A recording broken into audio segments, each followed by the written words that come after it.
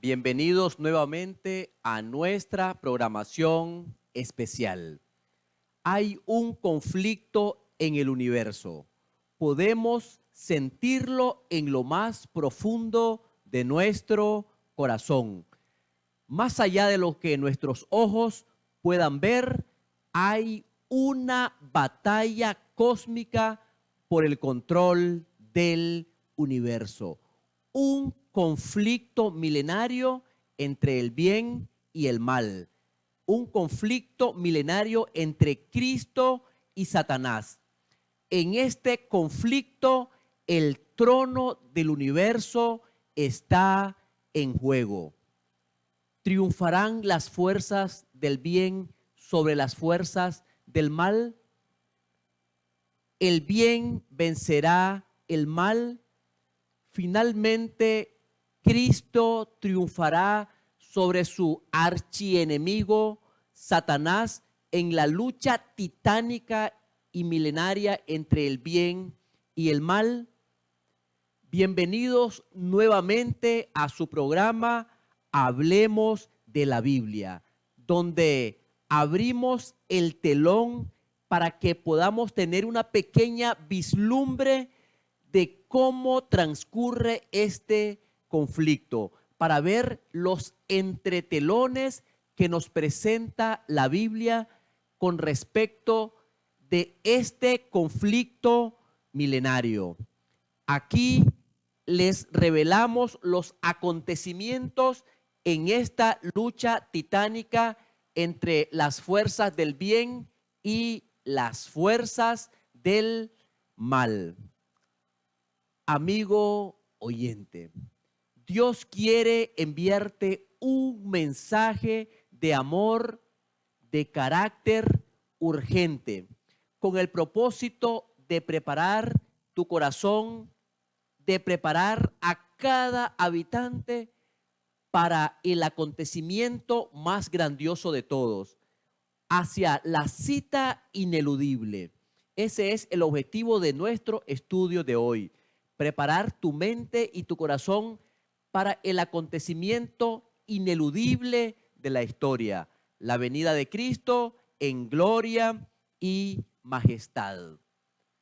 Un pensamiento inspirador dice: quiero aprender la cuesta del Calvario, subir por ella como tú subiste, con valor silencioso y temerario. Señor, yo quiero ser como tú fuiste.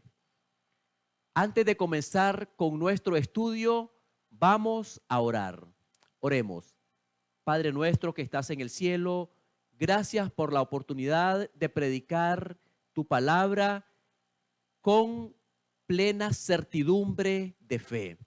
Gracias porque todavía, Señor, contamos con libertad religiosa para poder predicar este evangelio a toda nación, tribu, lengua y pueblo. Queremos aprovechar este tiempo de gracia para llevar este mensaje a cada amigo, para que pueda prepararse para la cita ineludible, la segunda venida de Cristo.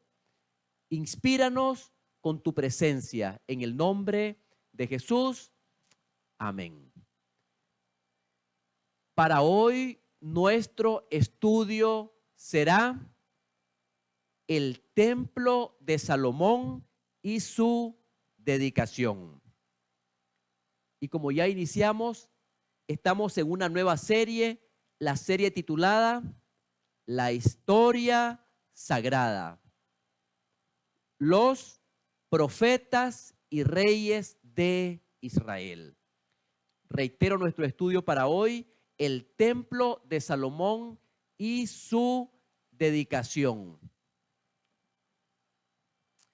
Vamos a comenzar con nuestra introducción diciendo lo siguiente.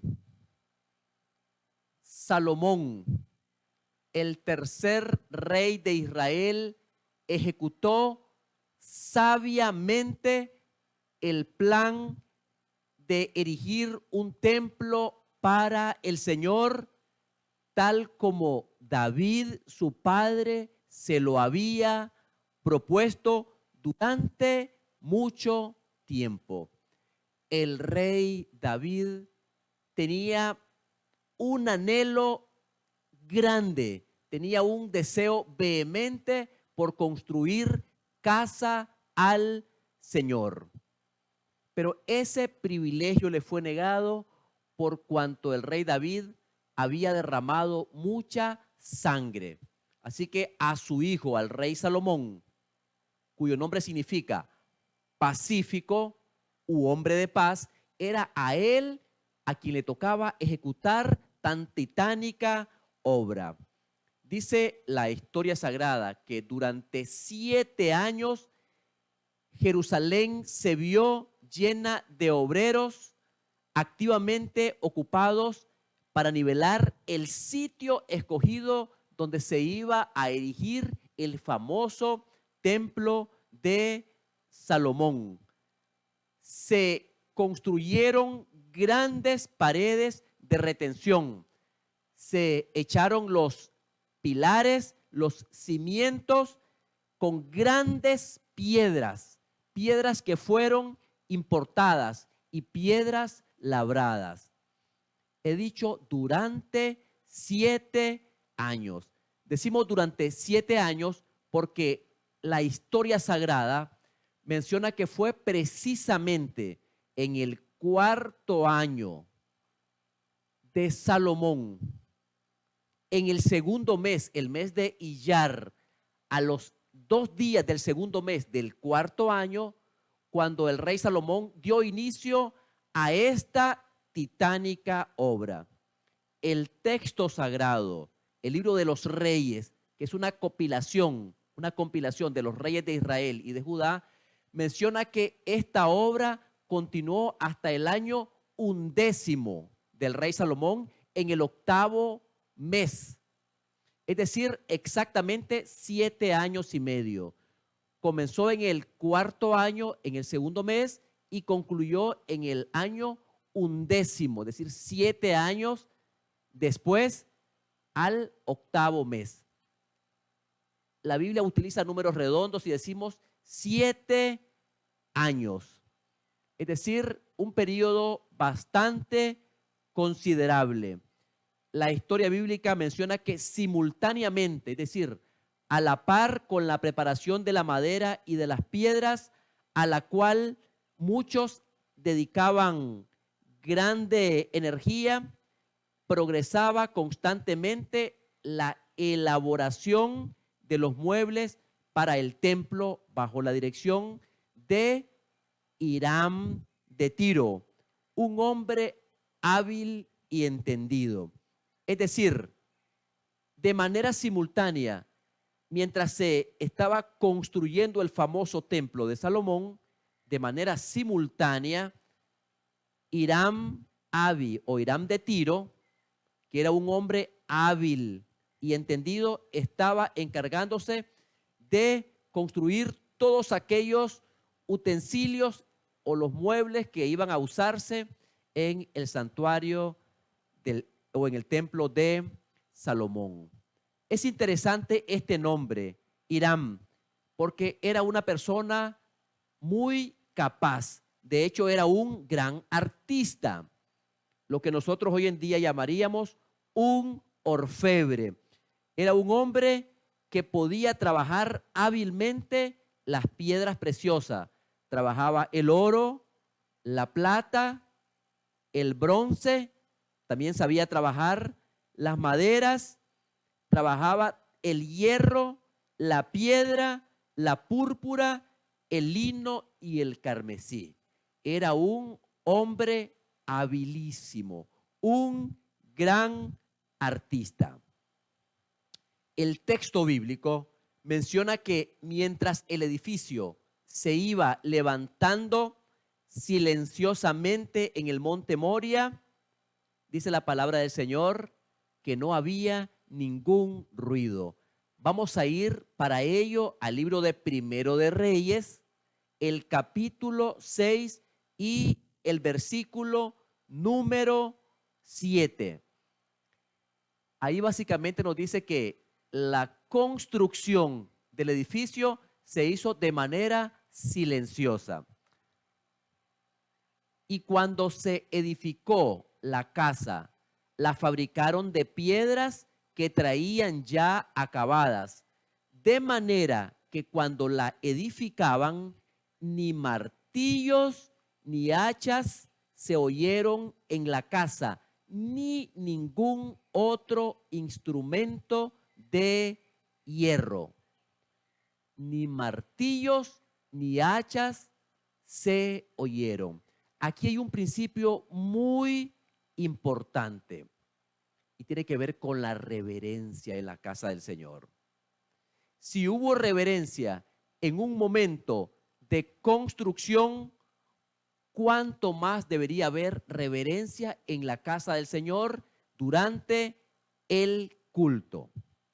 Aquí no había ninguna bulla, por así decirlo. Todo estaba prácticamente preparado. Era algo así como que ya todas las piedras se habían preparado de antemano en una cantera y solamente venía la obra de ensamblaje. Es decir, los hermosos adornos se ejecutaban de acuerdo con los modelos que habían sido confiados por el rey David a su hijo Salomón. Se dice que todos los vasos para la casa del Señor se hicieron conforme al modelo, a la orden expresa que había sido dada por el rey David.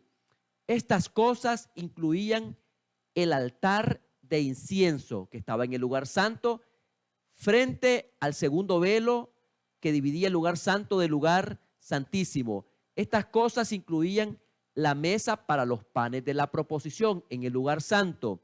Incluían el candelero y sus lámparas, es decir, lo que se conoce como la menorá, así como todos los vasos y todos los instrumentos que estaban relacionados con el ministerio de los sacerdotes en el lugar santo, todo de oro perfecto. Entonces aquí todo se hizo conforme a la autorización. Dice la palabra del Señor que todos los enseres de bronce, por ejemplo, el altar de los holocaustos y también la gran cuba, o decir, el lavacro fue hecho también con bronce.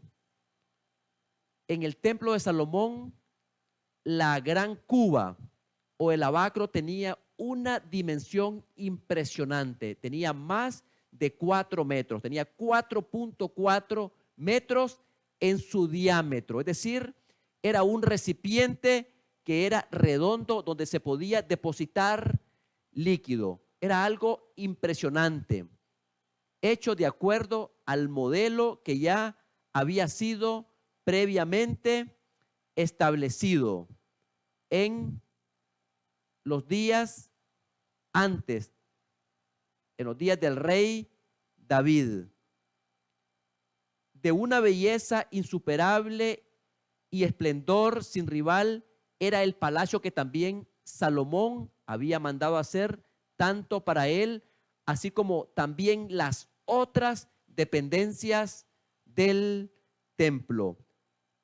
Se dice que estos templos se erigieron para Dios y para su culto. Es decir, estaba el ala principal del templo, pero también habían otros edificios adyacentes, todos para el culto del pueblo de Israel. Ahora podemos decir lo siguiente, que este templo estaba adornado de piedras preciosas. Allí habían incrustaciones de piedras preciosas, rodeados por atrios espaciosos y también por un recinto magnífico. Todo estaba forrado de cedro, esculpido y también por oro bruñido. Es decir, era una apariencia hermosísima. Podemos decir que el templo de Salomón era algo así como un emblema adecuado de la iglesia viva de Dios en todos los tiempos. Nosotros creemos en algo que se llama el sacerdocio de los creyentes. Nosotros creemos que de manera personal nuestro cuerpo es el templo del Espíritu Santo, pero también creemos en el sacerdocio de los creyentes. También creemos que todos formamos el templo espiritual de Dios. Y ese templo de Salomón era algo así como un emblema adecuado de la iglesia en todas las épocas, en todos los siglos. Vamos a ir al libro de Primera de Corintios, el capítulo 3 y el versículo 12. Primera de Corintios 3:12. Y ahí se hace una referencia al templo espiritual. Y si sobre este fundamento alguno edificare oro, plata, piedras preciosas, madera, heno, hojarasca, versículo 13, la obra de cada uno se hará manifiesta, porque el día la declarará, pues por el fuego será revelada, y la obra de cada uno, cual sea, el fuego la probará. Es decir, ese templo era un emblema del templo espiritual, donde Cristo Jesús es la principal piedra del ángulo. La Biblia dice de que los apóstoles pusieron su fundamento sobre Cristo. Cristo es el fundamento de los apóstoles. Cristo es la principal piedra del ángulo en el cual, compaginado todo el edificio, va creciendo para ser un templo santo para el Señor. Entonces, este templo era un emblema adecuado, ideal del templo que forman todos los creyentes en el transcurso de los tiempos. Anteriormente dijimos que el tiempo requerido para la construcción fue de 7 años. Así que al final de los 7 años quedó terminado el proyecto del templo por el rey Salomón. Y todo lo que Salomón tuvo en voluntad de hacer en la casa de Jehová y en su casa fue prosperada, porque la mano de Jehová era con Salomón. Los primeros años del reinado de Salomón de alguna manera representa la cúspide o el momento más prominente en el reino de Israel. Posteriormente, Cristo hizo referencia a eso cuando Cristo dijo que ni Salomón, con toda su magnificencia, con toda su gloria, se vistió así como la hierba del campo. Es decir, este periodo que incluye la construcción del templo fue el periodo más grande tanto de Israel como de Salomón, el tercer rey de Israel, bajo la monarquía unida. Entonces, a fin de que el palacio que coronaba las alturas del monte Moria fuese en verdad, como tanto lo había deseado David, una morada destinada no solamente para el hombre, sino para Jehová Dios. Es decir, finalmente el sueño de David se había cumplido. El gran templo finalmente se había construido. Una casa no para el hombre, sino una casa donde Dios habitara de manera permanente. Por lo menos ese era el deseo de David, de Salomón, así como el deseo de Dios. El sitio en que se construyó el templo se venía considerando desde largo tiempo atrás como un lugar consagrado. en la Biblia tenemos por lo menos dos referencias al monte Moria. La primera referencia está en el libro de Génesis, en el capítulo 22, cuando Dios le pide a Abraham, al patriarca Abraham, que ofrezca a su hijo en sacrificio. Dios le pide a Abraham, el padre de los fieles, sacrificar a su hijo en obediencia a la orden de Jehová. Es precisamente en el monte Moria donde Dios renovó el pacto con Abraham. Fue en ese lugar, en el monte Moria, donde Dios finalmente le dijo a Abraham, donde incluía también la gloriosa promesa mesiánica de que la familia humana finalmente quedaría librada por el sacrificio del Hijo del Altísimo. Es decir, allí Dios prometió que su simiente, la cual es Cristo, finalmente daría su vida por el pecador en un sacrificio vicario o sustitutivo por los pecados de los hombres. Así que esta es la primera referencia del monte Moria, cuando Dios le pide al patriarca Abraham que sacrifique a su hijo. Y Dios ahí en ese lugar también ratifica su pacto y promete que el Hijo de Dios vendría para salvar al pecador. Por eso Jesús dijo posteriormente de que Abraham vio mi día y se gozó. Qué hermosas palabras, qué hermosa experiencia de Abraham. Abraham vio el día cuando Cristo iba a ser puesto en alto, cuando Cristo iba a ser muerto. Dice Jesús que Abraham vio mi día y se gozó. La segunda referencia del monte Moria, donde finalmente fue erigido el templo de Salomón, tiene que ver con la historia del rey David. Recuerden ustedes que, por así decirlo, la última mancha en la hoja de vida de David fue cuando David incitó a censar al pueblo. Más bien, Satanás incitó a David a censar al pueblo. Y entonces Dios, por intervención de Gad, el profeta, llega donde David y le ofrece que escoja 3 castigos. Uno de ellos era que estuviera huyendo por cierto tiempo delante de sus enemigos. Otra era de que finalmente otra era de que podía padecer algún tipo de peste. Eran 3. Vamos a ir para ello al libro de Primero de Reyes, al capítulo número 21. Primero de Reyes, número 21.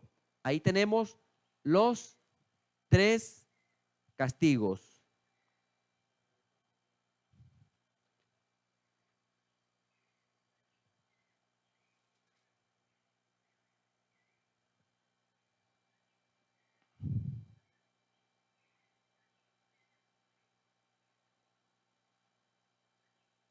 Parece que no tenemos la cita.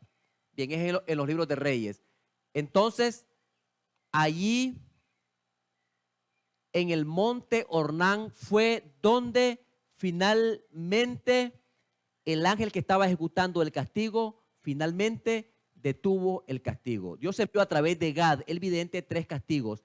Él escogió que el ángel de Jehová con su espada mandara una peste a todo el pueblo de Israel, donde miles murieron. Allí era donde por medio del fuego celestial Dios había contestado a David cuando éste ofreciera los holocaustos y sacrificios pacíficos para detener la espada vengadora del ángel de Jehová en la era de Ornán. Entonces, estas son las 2 citas o referencias al monte de Moria. Ahora tenemos algo con relación al momento escogido para la dedicación del templo. Se dice que el momento fue previamente escogido y para ello se buscó un momento muy favorable. Se escogió para la dedicación del templo el séptimo mes, el mes conocido como el mes de Etanim o Tishri, que era cuando el pueblo de todas partes del reinado venía a reunirse a Jerusalén para la fiesta de las cabañas. La palabra del Señor nos dice que esta celebración dilató prácticamente 23 días. Todos llegaron el día número primero del séptimo mes y se fueron al día 23 del séptimo mes. Fue un periodo de grande algazara, de grande gozo, ya que todos llegaban para celebrar la fiesta de las cabañas en una ocasión preeminentemente de grande regocijo. Ya para este tiempo las labores habían terminado y era una época de gran festividad. A la hora señalada, las huestes de Israel, con representantes de todas partes del imperio, habían llegado para la ocasión de la dedicación del templo. Era una escena de esplendor totalmente inusitada. Salomón, con todos los ancianos de Israel y con todos los principales, se había hecho presente para la ceremonia de dedicación del templo. De las alturas de Gabaón había sido transferido el antiguo tabernáculo y todos los vasos del santuario que estaban en el tabernáculo. Es decir, el templo de Israel había estado en diferentes lugares y finalmente ahora hallaría cabida en un lugar permanente. La palabra del Señor dice de manera categórica que cuando llevó el templo, Salomón, el arca sagrada, al templo, contenía las dos tablas de piedra sobre las cuales el dedo de Dios había escrito los 10 mandamientos. Es decir, Salomón llevó el arca con las dos tablas de piedra que estaban dentro del arca. Salomón siguió el ejemplo de su padre David cuando devolvió el arca a la morada definitiva en el templo de Jerusalén. Dice la palabra del Señor que Salomón siguió el ejemplo de su padre. De David se dice que cuando trajo el arca, a cada intervalo de 6 pasos ofreció un sacrificio. Durante la ceremonia de dedicación se sacrificaron 12,000 bueyes y 120,000 ovejas. Es decir, fue algo totalmente grandioso.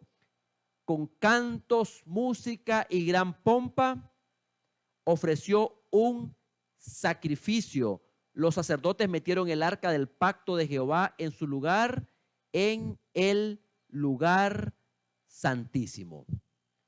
Y aquí, como la ceremonia lo requería, habían cantores que eran de la tribu de Leví. Eran levitas que estaban ataviados con vestidos de lino fino, de lino blanco y equipados con címbalos, salterios y arpas. Es decir, con un uniforme totalmente especial.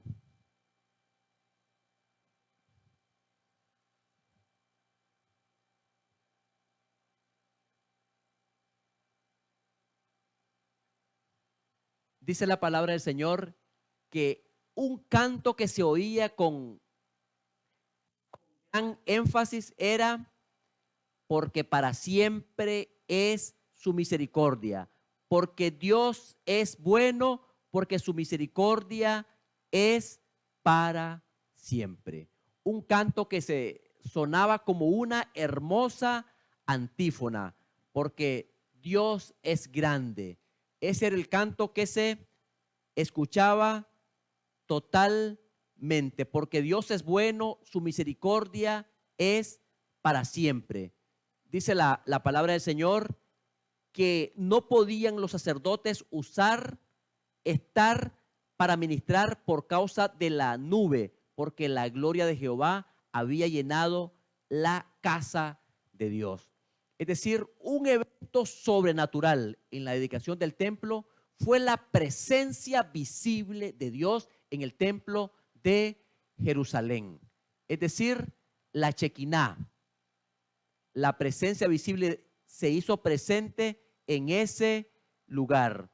Y todos comprendieron el significado de esta nube. El mismo rey Salomón declaró: Jehová ha dicho que él habitaría en la oscuridad. Yo pues he edificado una casa de morada para ti y una habitación en que mores para siempre. Esa era la intención deliberada del rey Salomón. Vamos a ir al libro de Salmos, el capítulo 99. Leeremos los primeros versículos y luego leeremos el versículo número 9. Salmos 99, 1 al 5 y luego el versículo 9. Jehová reina, temblarán los pueblos. Él está sentado sobre los querubines, se conmoverá la tierra.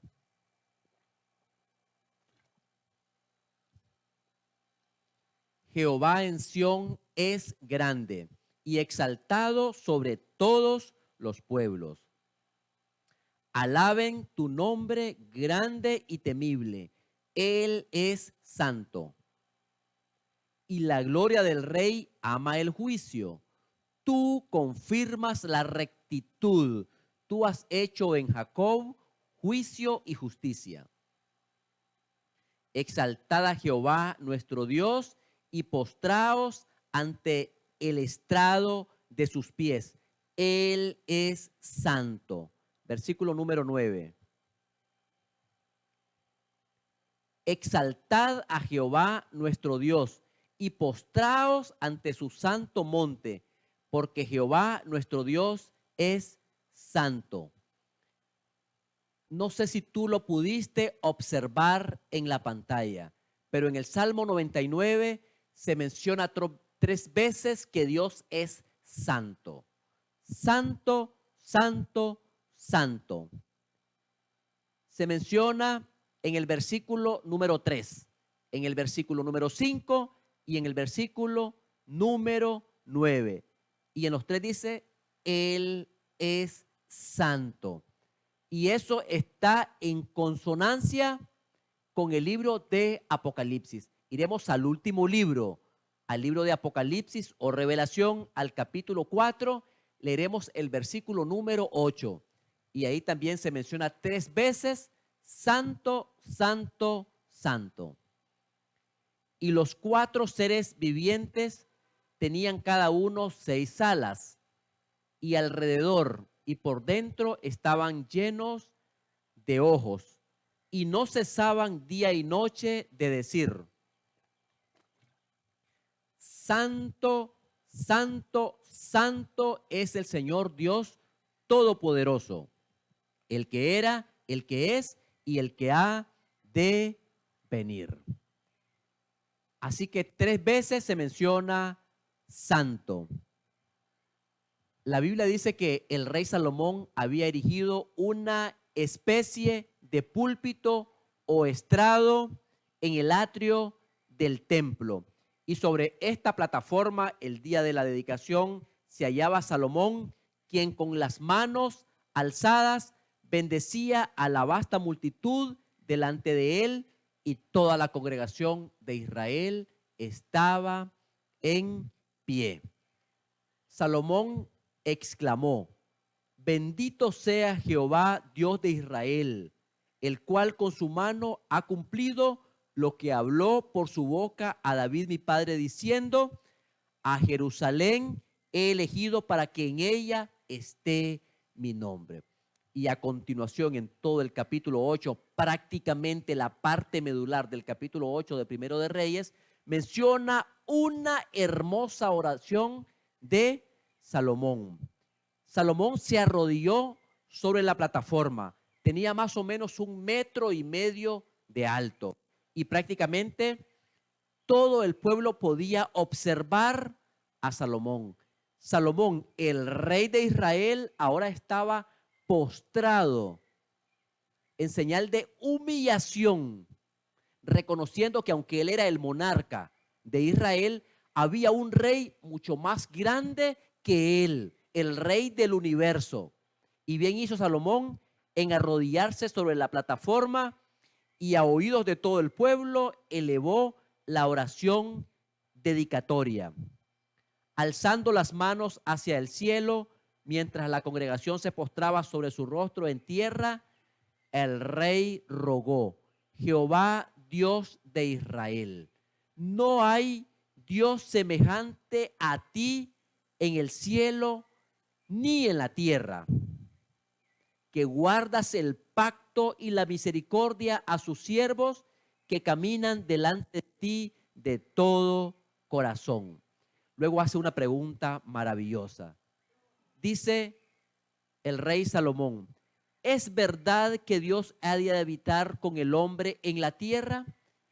He aquí los cielos, y los cielos de los cielos no pueden contenerte. Cuánto menos esta casa que he edificado. Salomón reconocía la grandeza, la majestuosidad de Dios. Por eso dijo: en verdad los cielos y los cielos de los cielos no te pueden contener, cuanto menos esta casa que yo he edificado. Sin embargo, dijo Salomón, añadió: mas tú mirarás a la oración de tu siervo y a su ruego, oh Jehová, Dios mío, para oír el clamor y la oración con que tu siervo ora delante de ti. Y qué hermosa petición: que tus ojos estén abiertos sobre esta casa de día y de noche, sobre el lugar que tu siervo ora en este lugar. Que oigas desde el lugar de tu morada, que oigas y perdones a tu pueblo. Y el rey ofrece una hermosa oración. Y en cierto sentido, esta oración parece que fue una profecía. Porque Salomón dijo: si tu pueblo Israel cayere delante de los enemigos por haber pecado contra ti, y se convirtieren y confesaren tu nombre y rogaren delante de ti en esta tierra, tú oirás desde los cielos y perdonarás el pecado de tu pueblo Israel y los volverás a la tierra que diste a ellos y a sus padres. Realmente el pacto que Dios hizo con Moisés y lo ratificó en ocasiones posteriores, ese pacto era un pacto condicional. Si ellos obedecían todos los preceptos, los mandamientos de Dios, serían bendecidos para siempre. Pero si no, finalmente serían destruidos. En parte de la oración de Salomón, también oró por los extranjeros.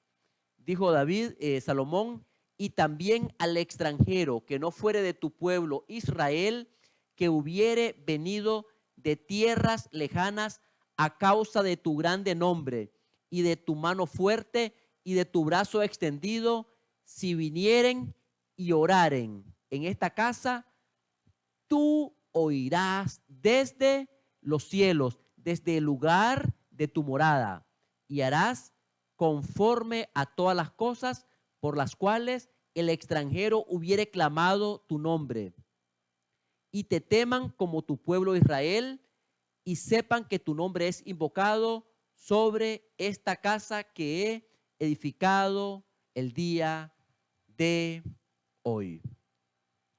Y como hemos dicho, esta oración era también una profecía.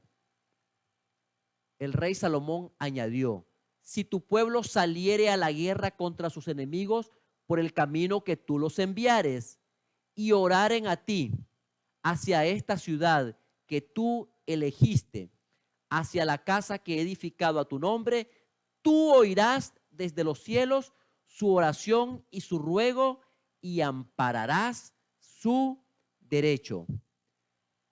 Es impresionante, parece que Salomón se estaba adelantando a lo que iba a ocurrir.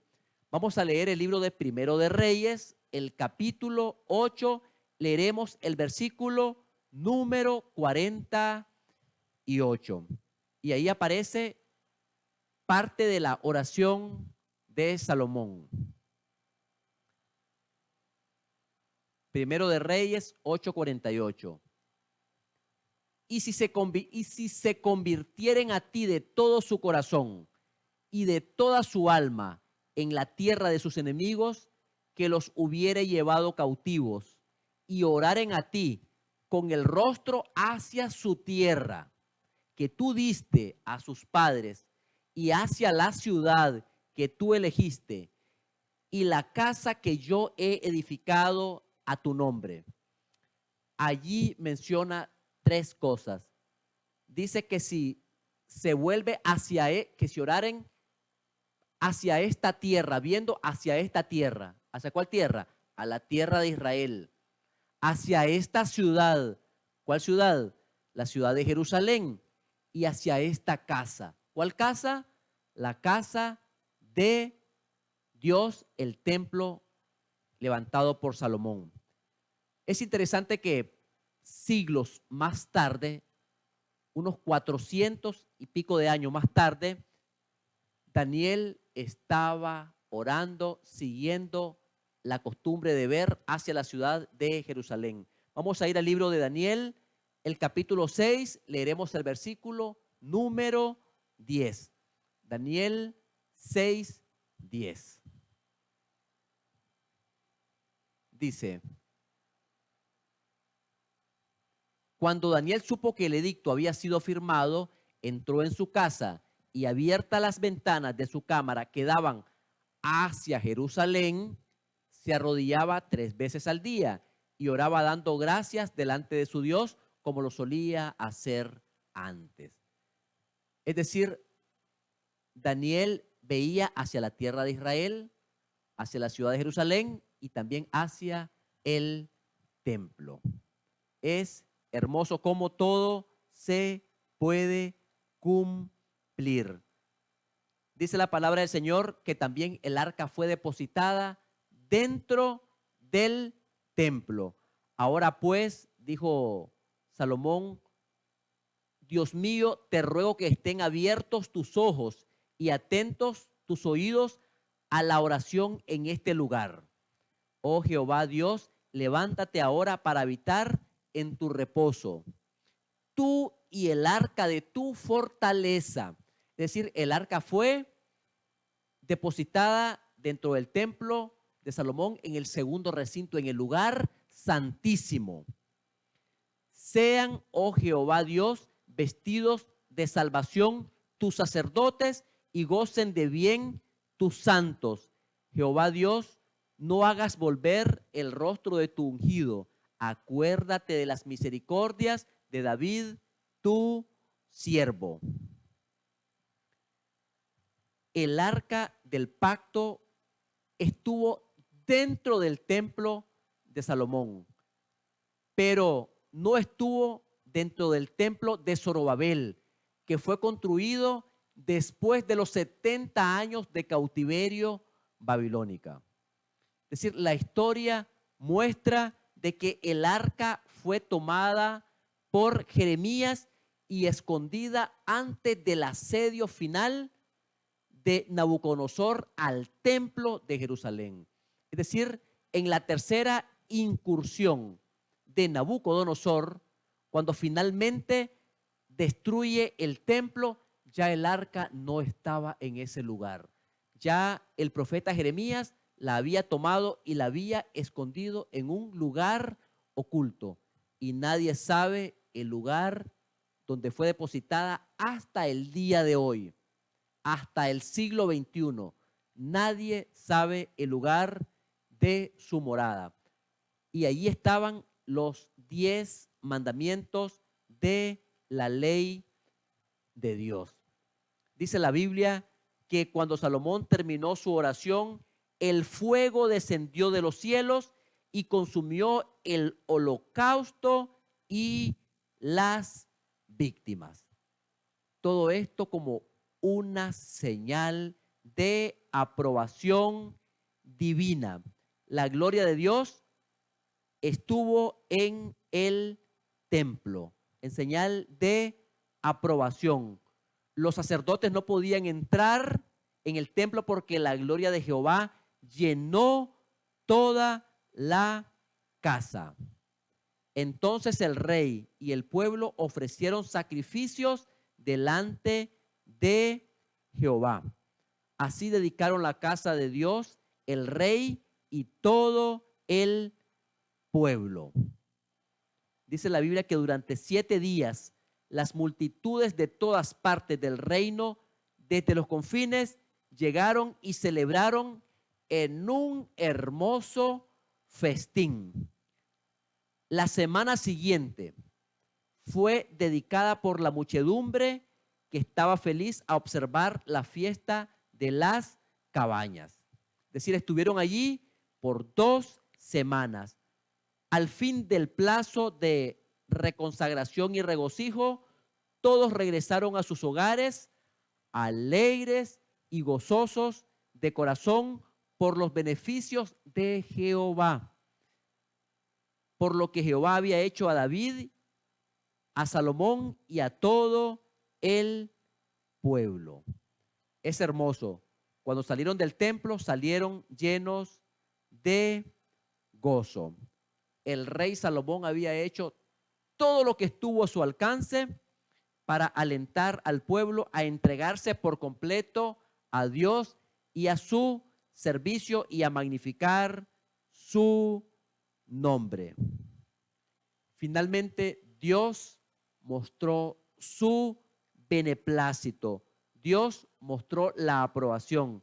Dios dijo a Salomón en una visión nocturna: yo he oído tu oración y he elegido para mí este lugar para casa de sacrificios. Entonces,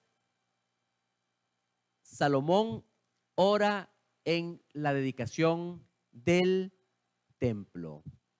La palabra del Señor nos dice que si el pueblo de Israel, junto con Salomón, hubieran permanecido fiel a Dios, ese edificio que era majestuoso hubiera perdurado para siempre como señal perpetua del favor especial de Dios hacia su pueblo escogido.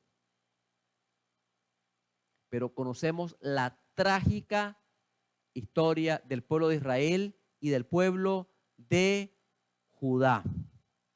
El propósito de Dios era lo siguiente. Dios había dicho: porque mi casa, casa de oración, será llamada para todos los pueblos. Cuando Dios finalmente aprobó, cuando se dedicó el templo de Jerusalén, el objetivo de Dios es que su casa fuese casa de oración para todos los pueblos. Dios quería que tanto David, Salomón y el pueblo de Israel fueran fiel a Dios. Si esto hubiera ocurrido, el reinado de Salomón hubiera sido un reinado totalmente majestuoso. Salomón habría ejercido una poderosa influencia para el bien en todas las naciones circundantes. Pero Dios, previendo la desobediencia del pueblo de Israel, Dios dio a Salomón una advertencia contra el mal de la apostasía y predijo las espantosas consecuencias de apartarse del Señor. Aún el hermoso templo que acababa de dedicarse, dijo Salomón, llegaría a ser proverbio y fábula entre todos los pueblos. Es decir, llegaría a ser un lugar de burla, de espanto. Todo esto si el pueblo de Israel se apartaba del Señor. En los primeros años del reinado de Salomón, el rey tuvo muchas visitas. Todos llegaban para aprender acerca de Dios. Las personas visitaban a Salomón para aprender del Dios creador, del Dios que había creado todas las cosas. Y todos regresaban a sus lugares con un concepto más grande de Dios, un concepto más grande, más hermoso, más claro del Dios de Israel, así como del amor que Dios tiene por la familia humana. Y de esa manera muchos eran inducidos a adorarle como Dios suyo. La humildad manifestada por Salomón cuando comenzó su ministerio, su notable amor a Dios y su profunda reverencia muestran de que estos son rasgos dignos de imitar. Salomón, cuando elevó su oración, la hizo de rodillas, es decir, en la humilde posición de quien ofrece una petición.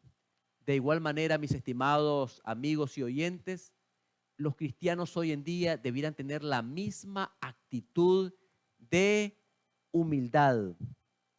Los discípulos de Cristo deben precaverse hoy contra la tendencia a perder el espíritu de reverencia y temor piadosos.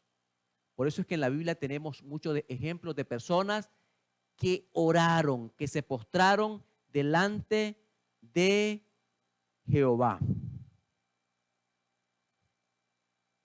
Jesús, nuestro máximo ejemplo, dice la Biblia, puesto de rodillas, oró. Es decir, se arrodilló. De los discípulos del Señor, dice la palabra del Señor, que todos eran hombres de oración. Muchos de ellos oraban de rodillas. Dice la Biblia, Pedro, puesto de rodillas, oró. Pablo declaró, doblo mis rodillas ante el Padre de nuestro Señor Jesucristo, de quien toma nombre toda la familia humana. Esdras se arrodilló. Daniel también se arrodillaba 3 veces al día. Finalmente, mis estimados hermanos, Dios quiere que también nosotros podamos postrarnos delante de Dios, delante de Jehová de los ejércitos. Aunque Dios no mora en templos hechos por manos humanas, honra con su presencia la presencia de sus hijos.